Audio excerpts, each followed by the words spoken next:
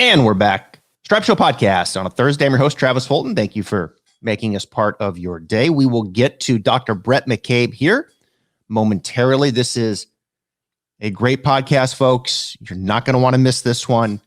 Really good discussion about his players. Number one player in the world, Jon Rahm, who he works with. Sam Burns, who's in the field this week. And really a very thoughtful and interesting conversation about mental health and where we are with that, not just on the PGA Tour, but also in this country right now. So don't miss that. Quick announcement here before we get to him. It's here, folks. Travis Fulton Golf membership has been launched. Go to travisfultongolf.com/membership. You'll see two options. You'll see the blue and you will see the green. There's two options there. All new training programs. Remember, I'm all about getting you training programs that you can do on your own time, affordable, non-intimidating, great info, right order. They got complete context. We have tested this over the last 12 months. A lot of you listening right now may own one of those. I've reshot them all. I've added new ones. There's more to come. I'm really excited about it. These training programs, I think, are the way of the future. I would love for you to be a member and go through those as I cover all 14 clubs. In addition, there's online lesson options if that's something you want to do in conjunction with those. We also got brand new for 2022 in the membership, Stripe Show Podcast exclusives. Going to be doing deep dives, spin-off of these podcasts that we're doing on a daily basis, but more in-depth X's and O's with coaches, with players that will be a part of the membership as well. We'll be adding at least one a month, probably two. So you're not going to want to miss that. There's going to be all kinds of other video instruction. I have a full plan to really make this the most unique membership option that is out there. Now, in addition to the instruction, which already makes it quite unique, is you're going to get the weekly free plays, bets, DFS, straight line betting, wins, top 40, top 20, head to head. You know how we do it. You'll be getting those free plays as well as part of the membership. So we're really excited about the gambling piece being in there also. I've got a great team put together that will be providing that.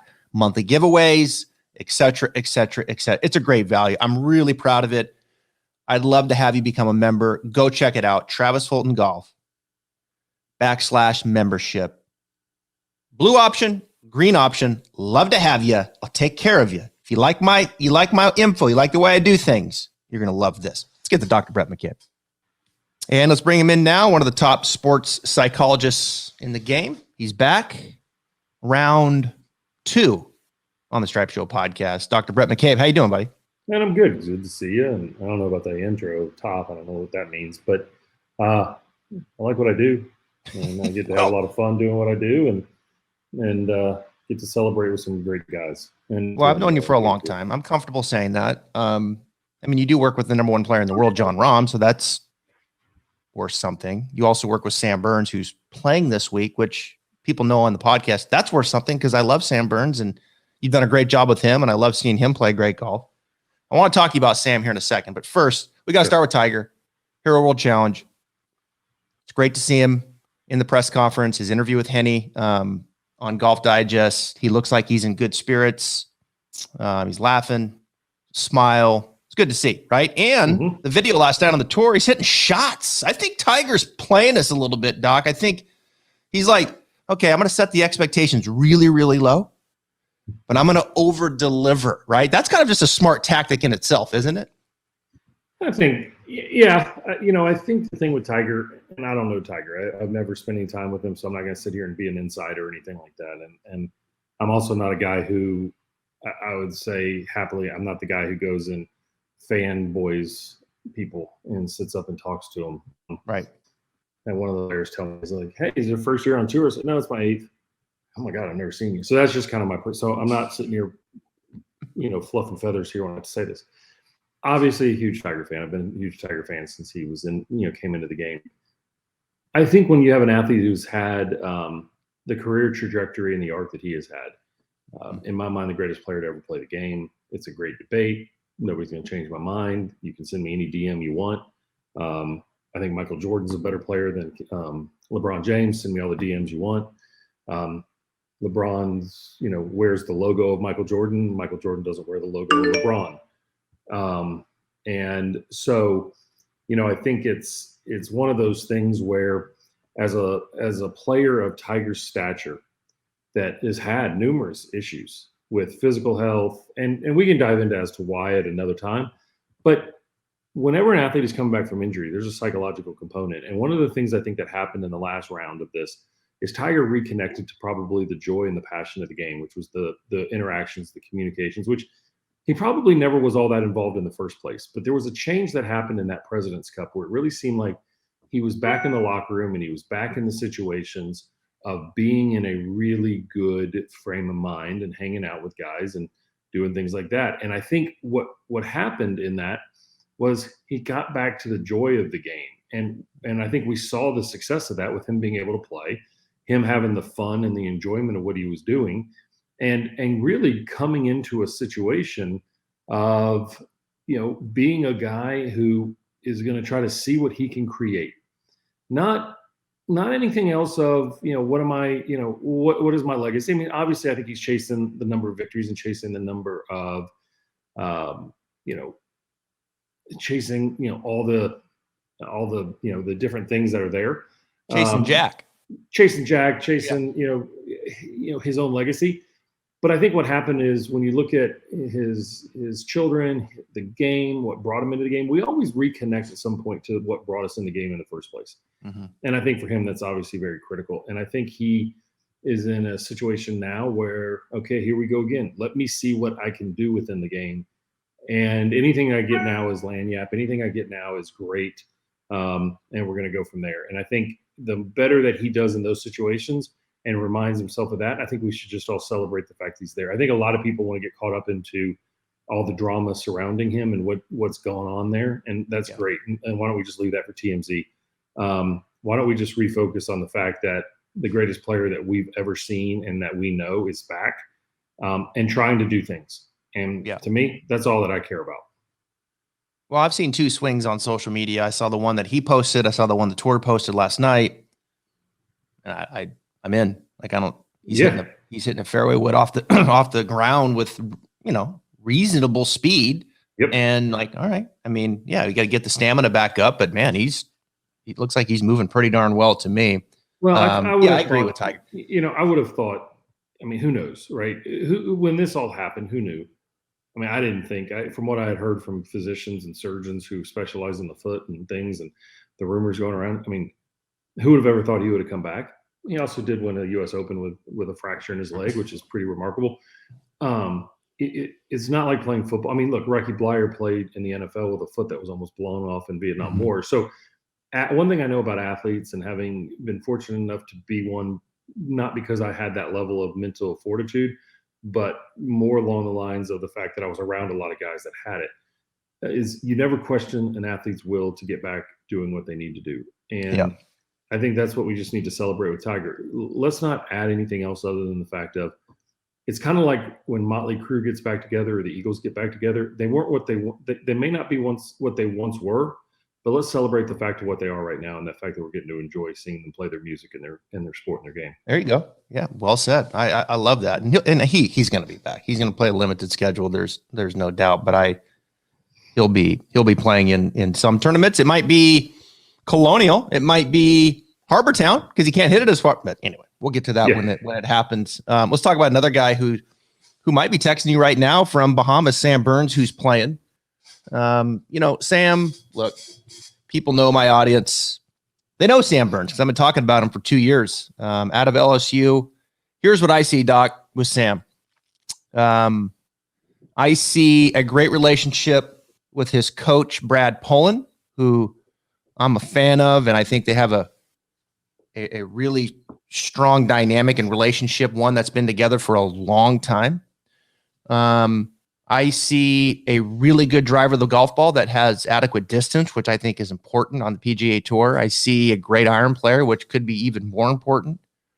I see a great putter. Like, And I'm not afraid to use the word great when it comes to his ball striking and his putting. Now, a short game could use, relatively speaking, I think some a little work, and I know they're working on that.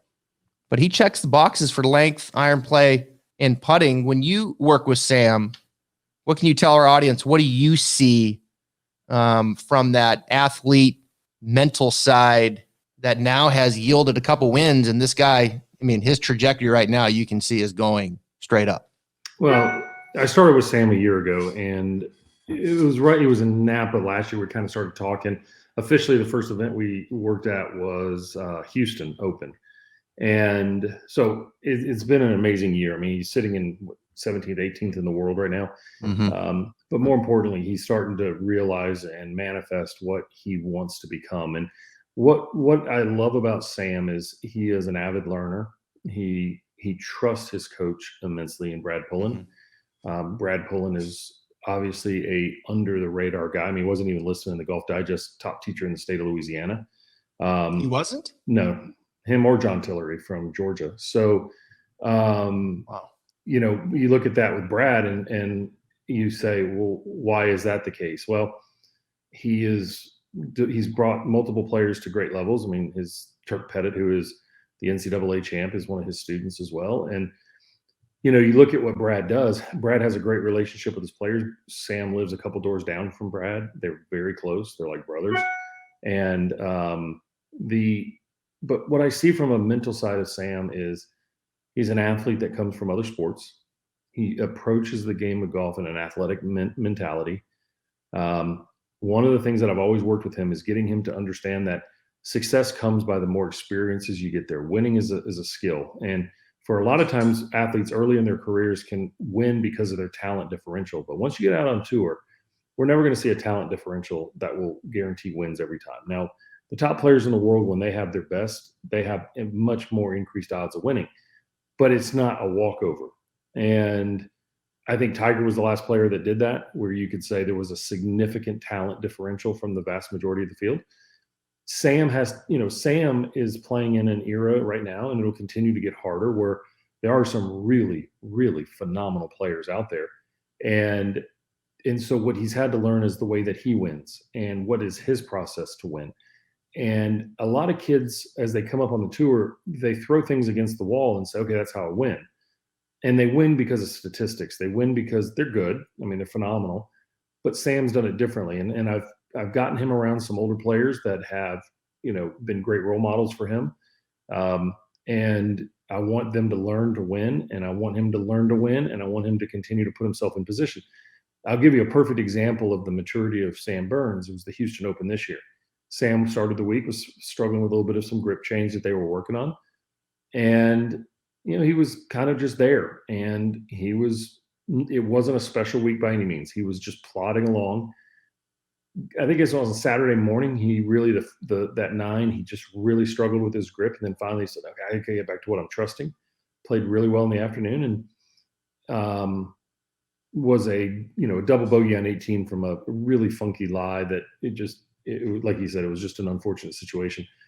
He made a double there, which knocked him out of second place. So what I've worked with Sam on is to realize that winning is not always hoisting the trophy. Winning is getting the most out of the week that you can. Something I have observed with John or Billy or some of the other players I work with, and I want him to embrace that. And he is doing a brilliant job. He is very process oriented. He has a tremendous caddy in Travis Perkins, who's a veteran and a former player on tour.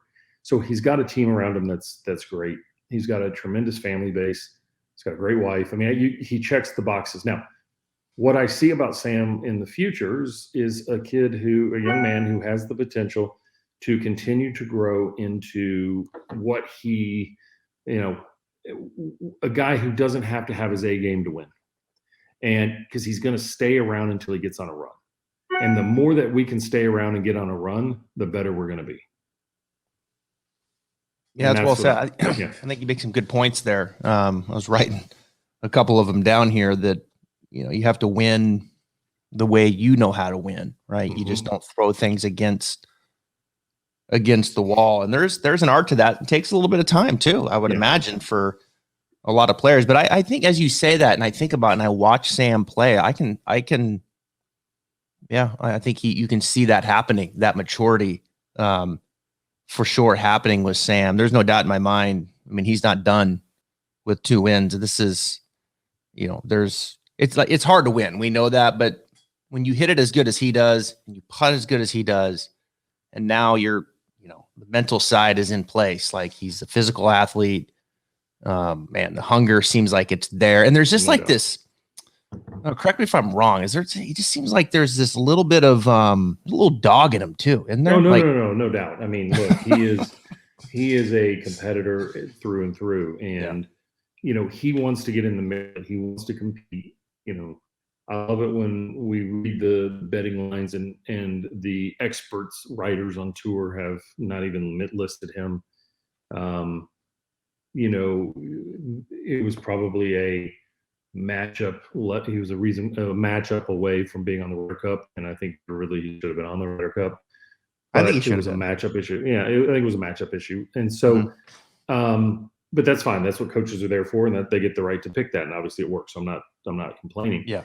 But like he said, I'll never be in a position again where I'm waiting on a pick, and that's the competitive nature of him. Yep. And so I think what I want to do is with him is not place any kind of more pressure on him. I mean, he obviously is somebody who's getting a lot of attention now, and I don't want to burden him with the next big thing. I think let's just celebrate the fact that he's learning how to win. Look, and I think for our listeners to know, winning is a skill that you have to really refine. This happens in every sport, right? We can watch college football coaches come into taking over a job, and they've got to teach an entire culture of winning. We'll use an example right now as we're getting ready for the SEC championship. When we record this, you got Georgia and Alabama. Georgia's an immensely talented team this year.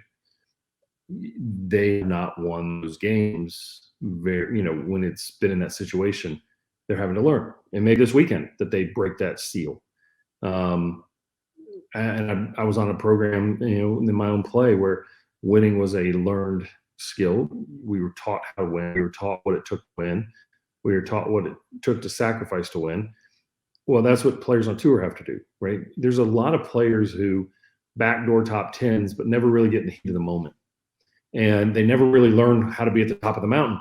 I think a lot of people earlier in the season, and I got some criticism by some people in the fact that Sam was in the lead a lot and dropped out of the lead. But the reason for that was he was continuing to go deeper and deeper in tournaments, holding the lead later and later in bigger and bigger events. He started getting more and more comfortable with having the lead. And we identified a couple small things, and it really worked in his favor. When he won in Tampa, he had an absolute brilliant caddy move where it was a par 5 where the adrenaline, he wanted to go for it. And Travis, his caddy, said, no, we're going to lay up to 100 yards on a par 5. You're in the fairway, but you're out of position. And he stuffed it to a foot. Okay. The natural mentality of a young gun was get up and hit a high cut 3-wood that would have been out of position, if not in trouble. And the brilliance of Sam is he listened to his caddy. So winning is a skill, and that's what he's doing. And I think people have to realize that in everything we do, we have to learn to win. And, so we'll see. I'm just excited to see what he's doing. But you're right. One of the things that is very underrated, people talk about his distance or his ball striking. He's an incredible putter. I mean, he is. I was touting him to be on the Ryder Cup. I thought he should have been the final pick. But anyway, let's move on to just a different topic here. One that I think is more in the forefront in just general discussion, which I think is a good thing. Perhaps one of the great things about social media, I think, is you see athletes and others being more transparent about mental health. Yeah. And so it is more of a discussion. You've been out there on tour a lot. I'd love to get your perspective on how much mental health is being discussed, not just with, your players. We don't have to use examples, but you're out there, you hear discussion, like how much more of it is the forefront mental health discussion with players, say, versus 5-10 years ago? Because I know the tour, they're taking steps internally to provide that support to players. There's going to be more of that coming out internally with employees. But where is it right now going into 2022, those discussions, mental health out in front with these players? One thing I would love to do, because I know you have a connection to PGA Tour, is I'd really challenge them to give us a spot in the clubhouses to meet with our players on site. But anyway, that's a whole nother thing. Because that way I don't have to meet with them and have mental health discussions on the range or at a coffee shop. Anyway, that's an off-topic thing. Look, Bubba Watson brilliantly came out and shared his story and his journey. Bubba's one of the most misunderstood people out there. And I think we saw it early. He is an absolute charm of a guy. Yes, people will have interactions with people, but I don't like to judge people off one or two interactions, particularly when they're doing their job and other people are trying to get, autographs or something like that. Bubba's story and his book Up and Down are brilliant. Mm-hmm. Matthew Wolff talking about it, Chris Kirk talking about his recovery, Billy Horschel talking about his wife's recovery. Where it's no longer taboo, and it should never have been taboo. But we grew up in a generation where mental health was maybe seen as a sign of weakness, or boy, they're damaged goods if they're not strong mentally, right? Well, let's not forget what athletes of the past used to do. They drank it away, they smoked it away, they drugged it away, or they cavorted it away. They went out and they buried it. And they suffered and destroyed their lives around it. And we didn't see that, right? Because we didn't have 24/7 access to their lives. Mickey Mantle being a great one, thought he was going to die young, and he became a raging alcoholic and ended up needing a liver transplant.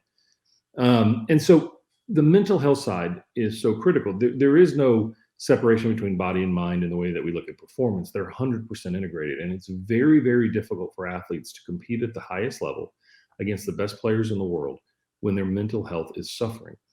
But the game itself has a major burden on their mental health, because it's a game of feeling very far away of it, not having a lot of validation, and sometimes feeling like you're not worthy of the success or the failures you're experiencing. And so as a player, I've been fortunate enough as a clinical psychologist to really spend a lot of time in understanding in the clinical aspects of players, but also to give them the support to realize that they are allowed to speak about the things that they feel and experience without judgment, within a safe environment. That's what I think makes me different from other sports psychologists who don't have a clinical background. I've spent years and done, I'm licensed and a lot of the other factors where that's very, very important to me. It's been very important to me since I started. Some of the fact is I've struggled with anxiety my entire life. It's made me who I am. It's the insecurities that I have drive me. And so understanding that and understanding why players struggle and what are the triggers for players, and help them realize that, what I find is most players will come to me and say, Doc, I bet you've never heard this before. And I always tell people, don't ever challenge a psychologist like that, because trust me, I've heard it. You've heard it. And I've heard it deeper than you can ever imagine. You get desensitized as a psychologist. You can't make us blush. People try all the time in clinical settings. You just can't do it because we've heard it all. And so what people have to realize is that the human experience is all about suffering and struggle and the grind. There's really very few times where we live in a place of bliss and happiness, because the mind will not stay content and happy there. So we move outside of those and we push our limits. And so you take an athlete and you say, all I want to do is be on the PGA Tour. Well, then soon it's, I want to keep my card, or I want to compete in majors. Or now you start, and I think people also have to remember, as glorious as it looks and flying the G5s and going all over the world, a lot of these players, men and women, are in hotel rooms 7 days a week. And you add in the COVID factor, where there was an essential isolation that occurred when they went on the roads, where they couldn't interact with others when they went back to the hotel. And they were stuck in a hotel room by themselves for 10, 11 hours a day.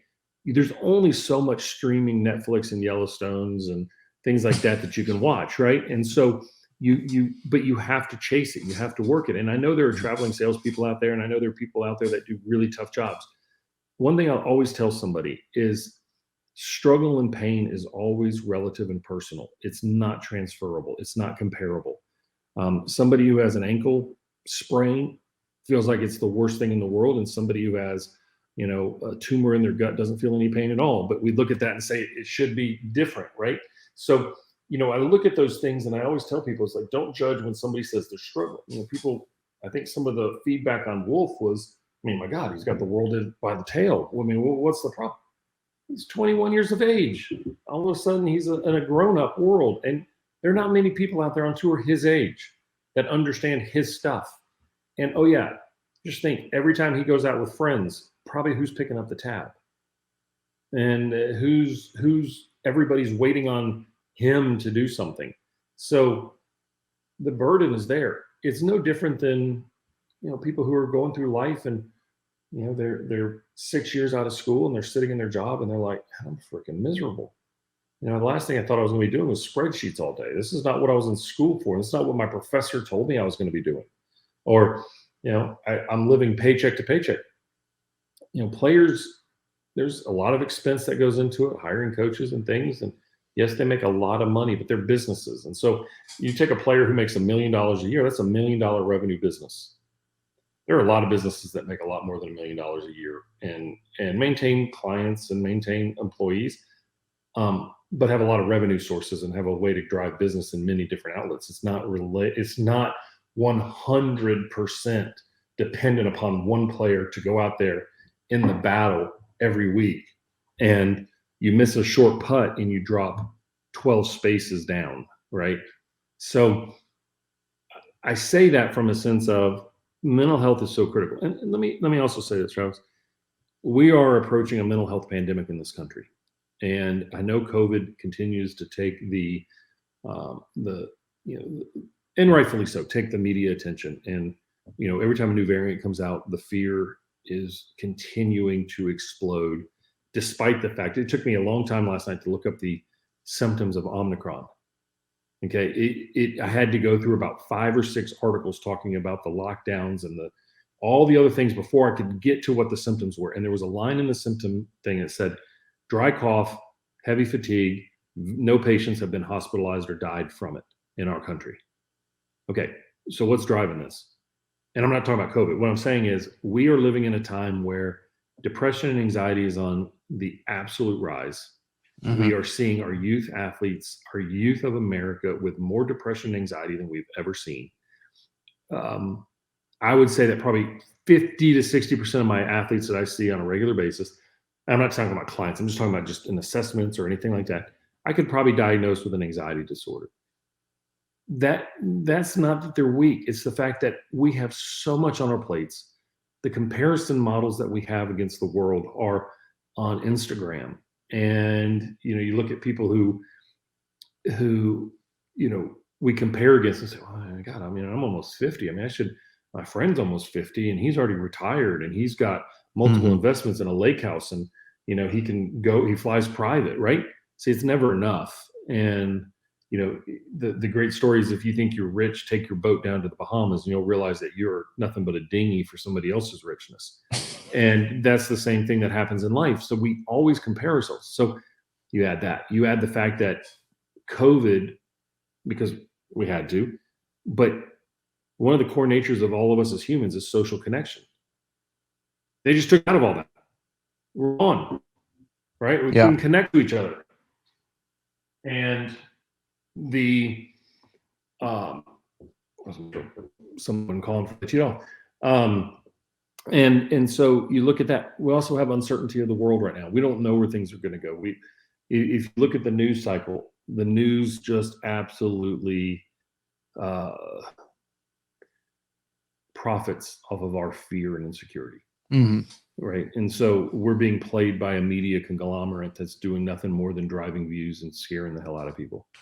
I think most people will say if we can eliminate social media, I will say this, I think Twitter, as much as I use it, I think the people at Twitter and Jack Dorsey, I think in 10 years, we're going to realize the absolute destruction of humanity that they've created because of bots.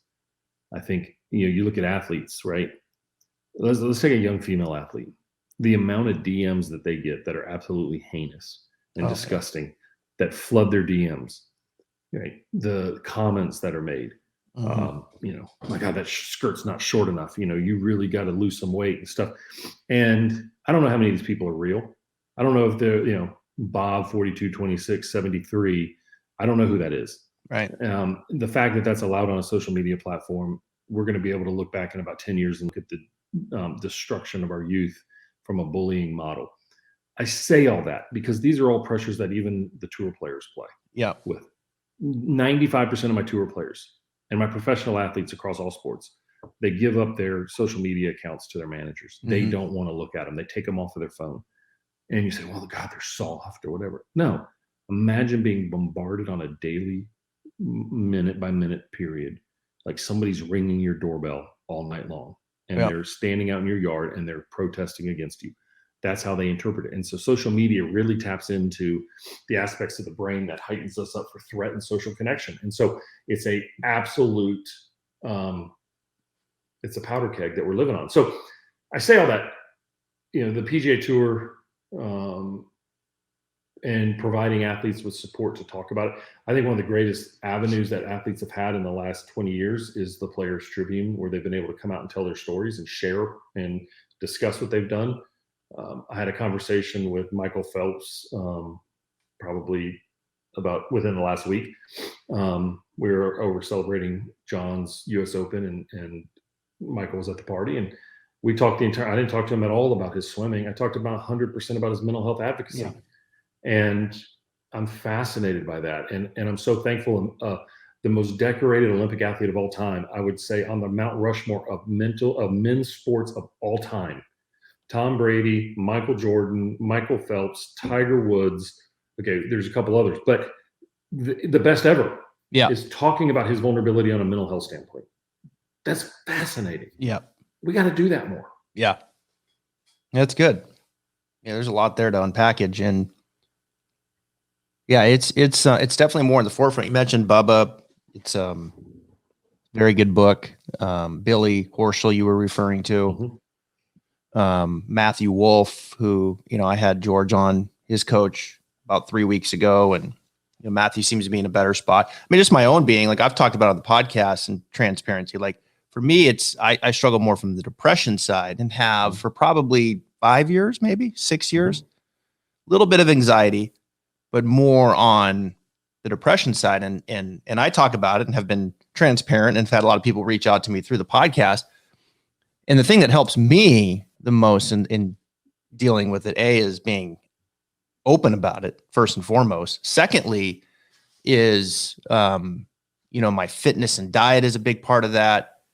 And third, just like really managing my own headspace as far as like, I like to be busy. A lot of the things that you talked about are like me in a nutshell, like, yeah, let's keep going. Let's keep getting better. Let's keep, those types of things. Like I have more to offer.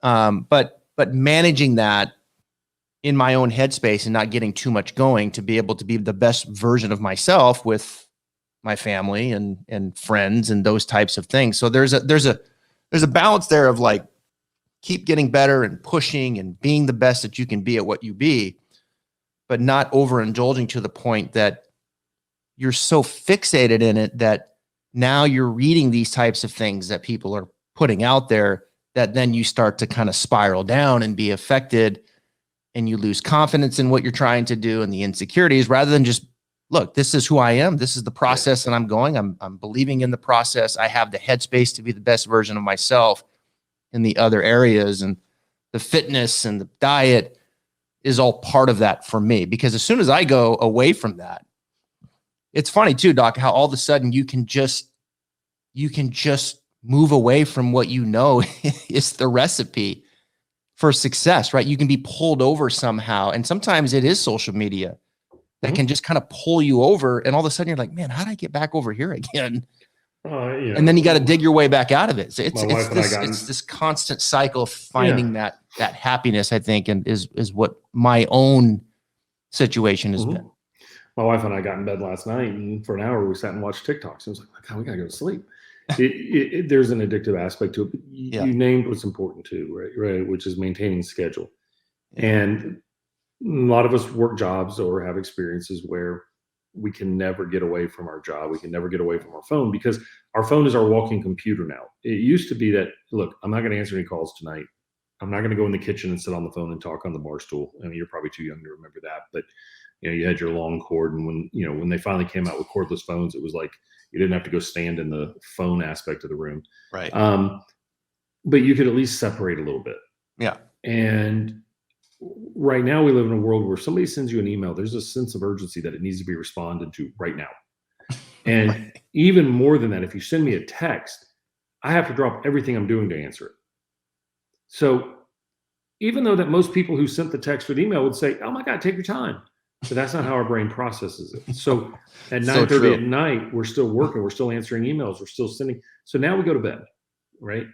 And, I think you go to bed and all of a sudden it's like, how much sleep are you really getting? And I know that Whoop and Aura and all these others are measuring some stuff. I'm not sure we're quite really hitting. We're pushing through the surface of what we're really recovering from.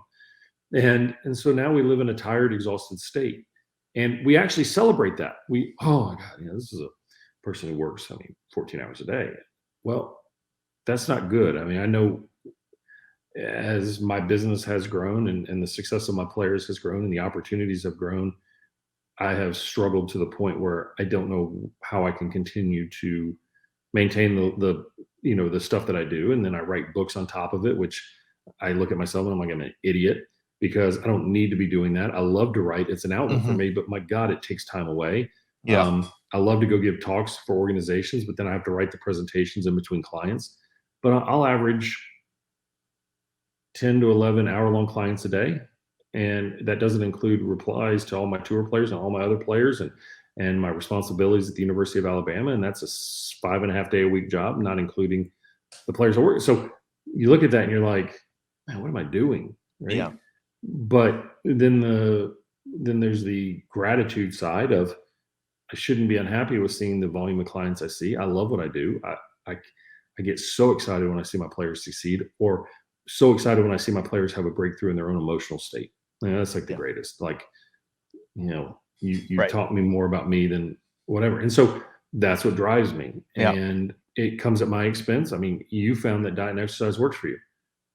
That to me, that's the first place I sacrifice. But that doesn't contribute to my mental health very well, because then I know I'm not running at my optimum sense. I'm running down low. I'm tired. I'm worn out. Last night, as I left Tuscaloosa, I left Alabama. I left at 8:30 at night and grabbed dinner on the way home. And I'm not going to go into a restaurant and sit down and have salmon and rice, because I don't want to take that hour that I could be home to work on the presentation that I had to get up really early to do this morning. And so what do? You run through a fast food agency. But people say, well, just put up boundaries. Well, it's hard, right? And I think as our listeners, I know I'm preaching to the choir here. I know everybody's doing this. Most podcasts are listened to while they're on the treadmill or they're running or they're driving in their commute to work. They're not actually sitting down and absorbing it. They're doing it while they're doing something else. And so that's the world we live in. I highly encourage people to find a way in an outlet that doesn't result in them crashing and burning. We all need to heed our own advice. But at the same time, we also need to understand that we only have one vessel. And that vessel's what we got for the rest of our lives. Yeah. And we can make a couple changes. We can change knees or change hips or stuff like that. But we sure as hell can't change emotional state. And we sure as hell can't change the brain. Yep. And it's critical. And so a lot of times the things that we do to cope is the worst thing that we can do for our own health. Yep. But it's all we have available to us in that moment. All right, let's transition here to a topic here to finish up the pod, because I know you got till the top of the hour, you said? Yep.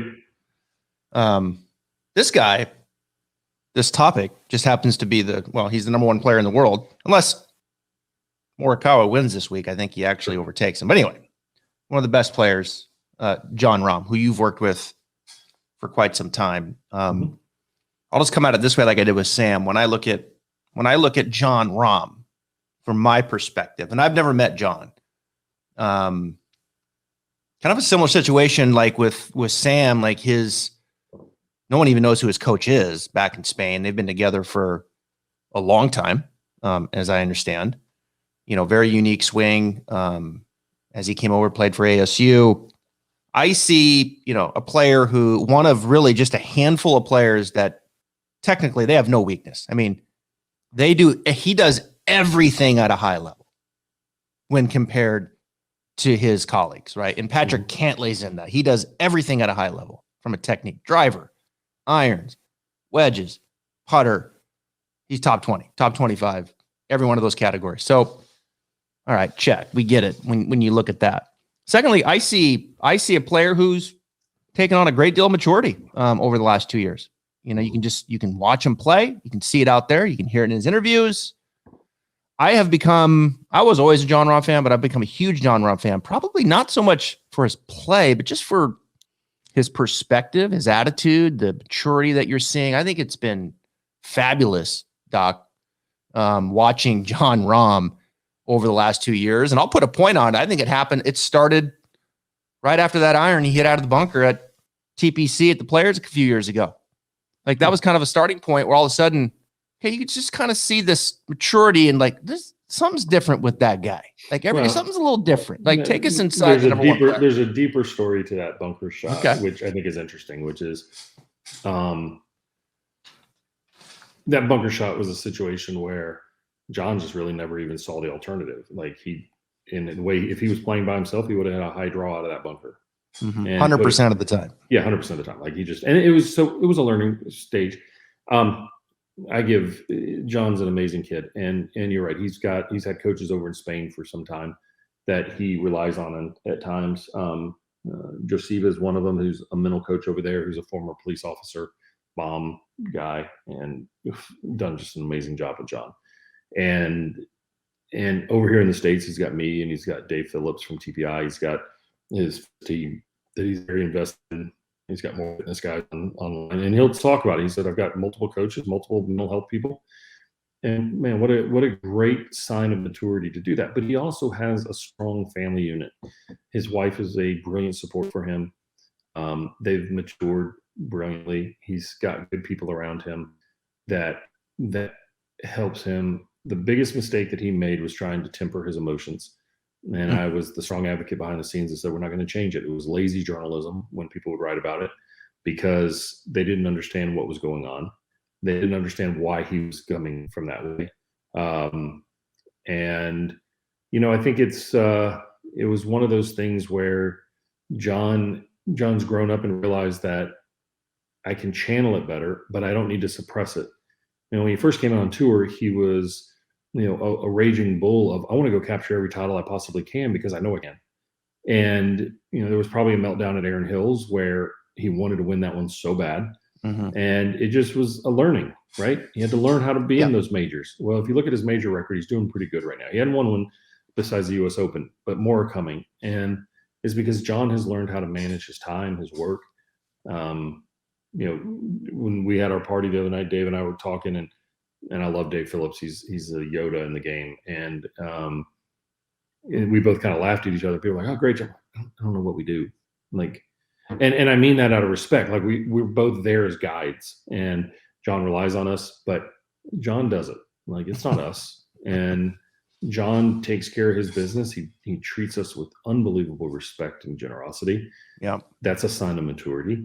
He loves his team. He'll look at me sometimes on Twitter. Oh man, I didn't know you were coming this week. And I'm like, yeah, I texted you like 3 times. And he's like, huh, okay. No, I don't need anything. I'm good. And he is. Like there's no games with Jon. Yeah. And he loves the game. He loves the game of golf. He loves the game of golf. Like more than you could know. And so for him to be around the game, to immerse himself in the game, his maturity has been great. He's following a little bit of path of Rory. And one of the people that I've really wanted him to spend some time with. And he's done that. And, they'll do practice rounds together and they'll do things like that. Rory is somebody who I have looked up to for some time. I remember seeing him my very first time out on tour as a young kid who was playing with Graham McDowell, was one of my early clients. And watching this young kid bouncing down the fairway in his own way, just coming off a US Open victory, right? And now to see the Rory we see today of one of the wisest men on tour, whose perspectives are the way he sees it. And that's what Jon is. And Jon sees himself in that way too. And so Jon surrounds himself with people who he wants to learn from. He's very close with Michael Phelps. He's very close with Larry Fitzgerald. He's very close with, very strong business leaders. So he surrounds himself by people who make him better, who are more successful than he is. And he's hungry to learn, and he wants to learn from us. And I can say that about all my clients. I'm very fortunate with the clients I work with across the board, but what people see as the number one player in the world is a maturing young man. Is he emotional? Hell yeah, he's Spanish. Okay. But we don't get mad at Tom Brady for being emotional on the football field. Very true. Okay. And so we need to stop this whole, the worst advice that's ever been given in the game of golf, besides keep your head down, is you need to stay calm and be like, not think out there and be calm. That's just garbage advice. Okay. I don't know why it was perpetuated. It doesn't work, because you're going to spend more time trying not to be emotional than you are actually just expressing yourself in the shot that you have. And so Jon is finally, we've got him in a spot where he's embraced that. And you know what? He's pretty good at it. He's pretty good at this game, and there's more to come with him. Paul Azinger said it best. We're standing at East Lake, and he walked by, and we were talking. I was talking to Jon and Sam, and he looked at me and he goes, "That kid's going to be public enemy number one for the next 20 years." And I said, "Exactly." And that's something I've told Jon from the very beginning. You are going to be the number one enemy in the United States for 20 years. Now, you can allow that to happen 1 week every 2 years, and people will respect it the other way. Like Ian Poulter has taken it. He knows that he gets jeered, but he plays it. He doesn't take it personal, and Jon doesn't either. And so he's seen how to surround himself with, like I'll tell this great story of Ian. I'm a very, very behind the scenes fan of Ian Poulter, and I've been around him from the very beginning. I don't work with him at all. And we've had some great conversations. He probably wouldn't know my name. But he knows who I am. Like he probably, oh, hey, but couldn't tell you my name to save his life. But some of the conversations I've had with Ian have just been absolutely incredible. But we were at Bethpage for the PGA Championship, and we were doing a practice round, and it was Ian and Henrik, and I think Graham was going to play, and maybe a couple others, and I think it was maybe Duffner or something like that. And the fans were like, jeering and all that. And so Ian goes up and sits in the stands, because we had to wait. Sits in the stands with the fans and starts jeering at Henrik Stenson. And so then when it comes time to get ready to hit his, he was fully immersed, and he gets ready. He goes, "Get ready, boys. It's coming when we come here." In other words, he understands who he is as the heel, but it's a sign of respect. Jon's learning that too. Yeah. Is that people jeer him because they fear him. It's not because he's a jerk. It's not because I've watched Jon take it personally on the golf course during a practice round when people are standing there with a stack of photos and asking him to sign them. And as he says, "No, I'm not going to sign anything on the course," because there's a sign that says we're not going to do autographs on the course, and people yell and scream at him, and he takes it personally, because Jon would sign every autograph of every person sitting after that round, sitting by the clubhouse. And if it's a young kid, he's all about it. It's hard. It's hard for these players when you got these brokers out there getting things signed, and then they're yelling and screaming at him and getting the crowd that doesn't understand what's going on. Jon, he cares about that. Yeah. Because it's not that he wants to be liked by people. He doesn't want to disappoint people. And so that just speaks to the character of that man. And it's just going to be really cool to see where he goes and what he does in the game. And, there's a lot of great players jockeying for number one in the world. And so you're going to see some ups and downs that happen. It's funny you said Rory, because that's where I was going. I think you can see that he's kind of following that path. And if he keeps doing that, there's not going to be too many things being thrown his way, because I'd say Rory's pretty beloved in this country. I'm sure he gets it a little bit, but Rory's, how can you not love Rory McIlroy?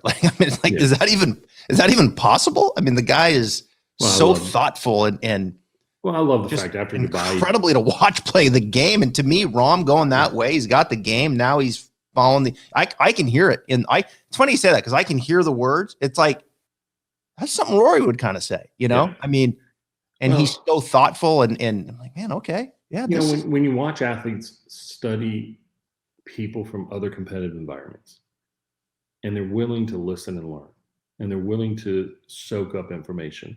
Yeah. You see growth. I love the fact that Rory tore his shirt in Dubai. Okay. People who are like, "Oh, that's a bad sign for the game," whatever, as you're, breaking your, as you're hitting your bag after you hit a bad shot or dropping the F-bomb out on the golf course. Look, it's an emotional game. It's a competitive game, right? It's what we do. It just sucks that he's under a microscope to have to do that. And now every time he goes somewhere, they're going to ask him questions about it. And I don't blame him for being frustrated about that. It's like, move on, let it go, Yeah. And so I see players, I see Jon, I see him understanding how to continue to improve, train, prepare himself for events. And that's what you see. Jon is not one of those men that will show up and try to get quickly prepared. He's prepared before he ever arrives on site. That's a sign of maturity. Yeah.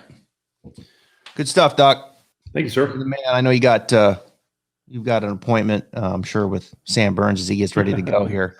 No, but he's good. He's good. He's ready to play. I'm sure he's already on the course, but we'll do it again, man. Happy Yes, holidays. I appreciate all the time. We could talk forever. I do want to say your book, Break Free from Suckville, if you're listening, go Google it, get it. It's a book from Dr. McCabe. It's a good one. We didn't get to it this time. We'll do it next time. Yeah, Go check it out on Google. You got it. Thank you so much. All right, buddy. Thanks a lot. Yeah, man. Take care. Bye.